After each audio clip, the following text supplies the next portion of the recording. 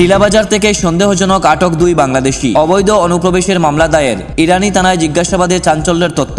বাংলাদেশি পরিচয় শিকার হালাইরপাড় গ্রামে বসবাসের তথ্য তদন্তে নেমেছে পুলিশ। টিলাবাজার এলাকা থেকে গ্রেফতার হওয়া দুই সন্দেহজনক ব্যক্তিকে নিয়ে নতুন তথ্য সামনে এসেছে। বর্তমানে তারা ইরানি থানার হেফাজতে রয়েছেন এবং জোরদার জিজ্ঞাসাবাদ চলছে। তাদের কাছ থেকে একটি অবৈধ ভারতীয় প্যান কার্ড উদ্ধার করা হয়েছে বলে পুলিশ সূত্রে জানা গেছে। প্রাথমিকভাবে নিজেদের বাড়ি কৈলাসহর চণ্ডীপুর বিধানসভার হালাইরপাড় গ্রামের বলে দাবি করলেও পরে পুলিশ জেরায় তারা স্বীকার করেন যে তাদের প্রকৃত বাড়ি বাংলাদেশের সুনামগঞ্জ জেলায়। আটক যুবকের নাম রুমান দাস, পিতা বলরাম দাস। তার সঙ্গে থাকা মহিলাকে তিনি তার মা শ্রীমতী শেফুল দাস বলে পরিচয় দেন। এদিকে হালাইরপাড় গ্রামে গিয়ে স্থানীয় বাসিন্দাদের সঙ্গে কথা বলে গ্রামবাসীরা জানান সংশ্লিষ্ট ব্যক্তিরা কিছুদিন ধরে সেখানে পরিবারের অন্যান্য সদস্যদের নিয়ে বসবাস করছেন। পুলিশের এক কর্তব্যরত কর্মকর্তা জানান এই ঘটনার সঙ্গে আরও কয়েকজন জড়িত থাকতে পারেন।